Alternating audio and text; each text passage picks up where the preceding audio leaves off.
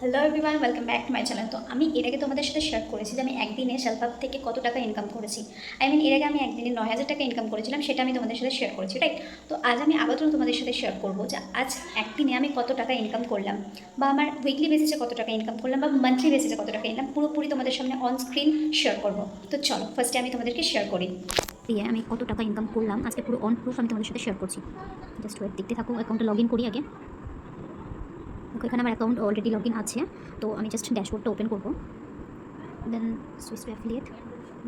দেখো, পুরো on proof আমি তোমাদের সামনে দিয়ে দিচ্ছি। আরেকবার রিফ্রেশ করি।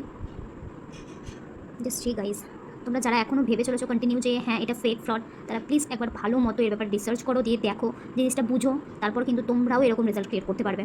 আমি যখন একটা মিডল ক্লাস ফ্যামিলি থেকে বিলং করে এত একটা ভালো অ্যামাউন্ট ক্রিয়েট করতে পারছি, তো তোমরা কেন পারবে না? Why not? সো অবশ্যই তোমরাও পারবে।